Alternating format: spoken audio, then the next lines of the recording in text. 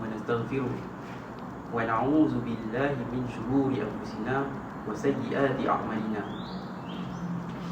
من يهد الله فلا مضل له ومن يضلل فلا هادي له أشهد أن لا إله إلا الله وأشهد أن محمدا عبده ورسوله رب اشرح لي صدري ويسر لي أمري واحلل عقدة من لساني يفقهوا قولي اللهم ارزقنا فهم النبيين وحفظ المرسلين وإلهام ملائكة المقربين اللهم افتح علي فتوح العارفين.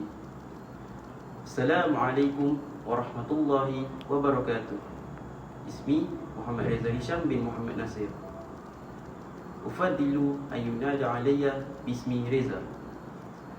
Ana talib fi Jami'ah Malaya. Wasilu dirasati fi kuliah syariah huna. InsyaAllah في هذا اليوم سأشرح لكم عن المادة شريعة Principle in Islamic Economic System. قبل أن ننتقل إلى مضمون الفيديو اسمحوا لي أن أشرح لكم عن ما هو اقتصاد.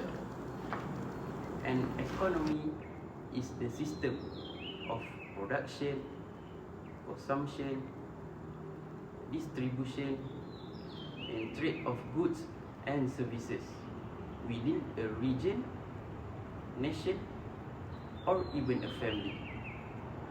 It involves the collective activities of individuals, businesses, and governments to create and use resources to fulfill needs.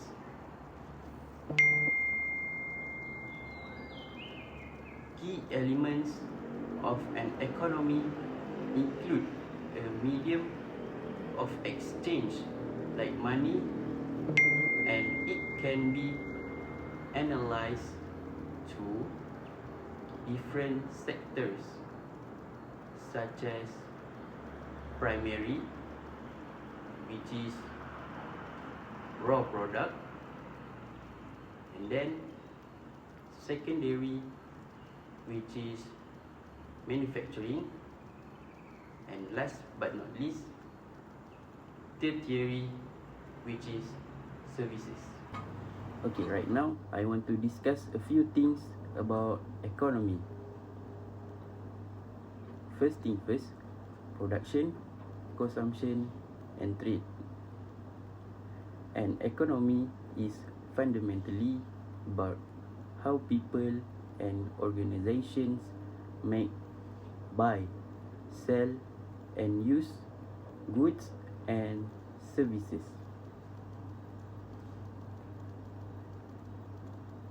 The next thing is key agents.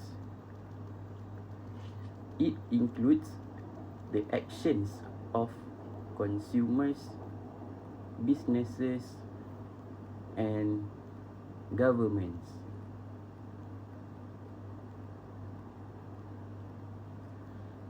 Other than that, scale. An economy can be national, regional, or even very small, like a single family's financial system.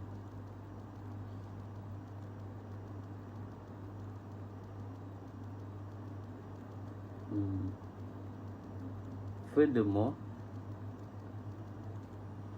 economic systems. Economies can operate under different systems, such as market-based, driven by supply and demand. Next is common base, controlled by a government or mix, combining elements of both.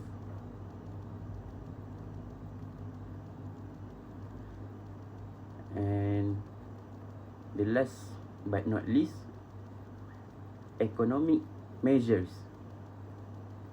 to measure an economy's health. Indicators like gross domestic product, which is GDP, and the consumer price index, which can be called CPI, are used. Okay, now I want to talk about the difference between the conventional economy and the Islamic economy. So I want to talk about in 3 different aspects. First thing first, the motivation. For the conventional economy, the first point is profit motive, which is producers, businesses and individuals who produce goods and services are primarily driven by the prospect of earning profit. This motive encourages efficiency, innovation and risk-taking in an effort to gain a competitive edge and meet consumer demand. Second thing is utility maximization. Consumers are motivated by the desire to maximize their own well-being or satisfaction from the goods and services they purchase with their income. They make choice based on their preference to get the greatest possible value for their money. Next point is maximizing returns. Owners of the factors of production, land, labor, capital are motivated to maximize their returns. Highest possible rent for land, highest possible wage for labor, and highest possible rate of return on capital investments. Last thing is competition. Self-interest naturally leads to competition among economic actors. Businesses compete to attract customers and resources, which ideally leads to greater efficiency and benefits for the overall society. For the second aspect is the ownership. The foundation of capitalism. Private property is a cornerstone of the capitalist economic system that forms the basis of most modern economics today. These systems allows individuals and private entities rather than the state to own and control the means of production, distribution and exchange. Definition of right. Ownership is viewed as a bundle of rights that includes the right to use an asset, the right to exclude others from using it, the right to derive income from it, and the right to transfer or sell it. Incentives for efficiency and investment. Well defined and securely enforced property right are crucial because they provide individuals and firms with strong incentive to invest in assets, maintain their value, innovate and use resources efficiently. The owner is the residual claimant who benefits from these efforts, which encourage productive activities. Then the role of government. The government role in this aspect is primarily to define, protect and enforce property rights and ensure an orderly environment for markets to function with limited direct intervention in ownership and resource allocation decision. And last but not least, agency theory. In modern cooperation with dispersed ownership, conventional economics often use agency theory to analyze the potential conflict of interest between owners and manager who control the assets but may not always act in the owner's best long-term interests. So the last aspect is the decision making. For conventional economy, rationality is one of the best aspect in their every situation. So individuals are assumed to be rational agents who make consistent choices to achieve their goals. And then we have utility and profit maximization. The primary motivation is to maximize personal satisfaction or the firm's profit. Cost-benefit analysis. Decision makers evaluate the additional benefits of an action against its additional cost. A decision is made when the marginal benefits exceeds the marginal cost. Marginal thinking, this concept involves considering the impact of the next unit or step. For example, deciding whether to study 1 more hour is based on the marginal benefit of the extra study time versus the marginal cost. So the next part is the three aspect from the Islamic economy. So the first aspect is motivation.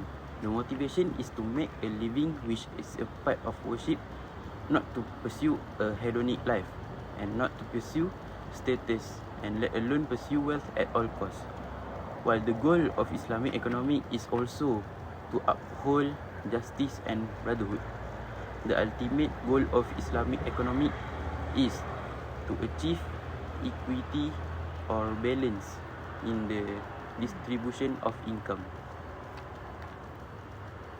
Islamic economics focuses more on maqasid al-Syariah rather than merely seeking profit. And Islam also emphasize the value of justice and regards the field of economics as a form of ownership.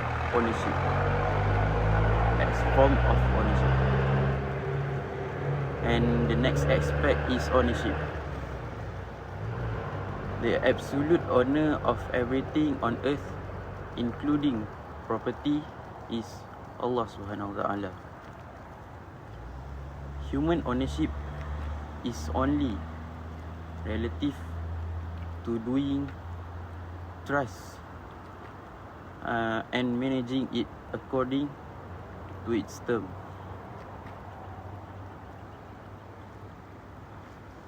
Allah Subhanahu wa Ta'ala is the true owner, while humans are merely the trustees of His trust.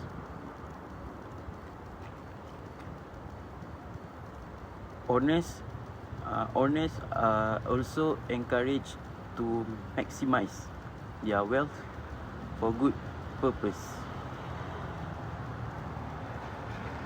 And the last aspect is decision making. Decisions made must be based on Islamic law, which called Syariah. Every single decision must also concern only what is lawful, which is halal, and reject any elements that are prohibited, which called haram.